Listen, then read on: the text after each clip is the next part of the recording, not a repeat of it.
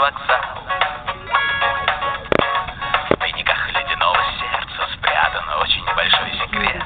Как одна короткая встреча затянулась на несколько лет. Среди сотни общих знакомых и десятка фальшивых друзей. Она делает вид, что смеется, я стараюсь не думать о ней. Мы могли бы слушать про зверки, мы могли бы играть в кино. Мы как птицы садимся на разные ветки и засыпаем в метро.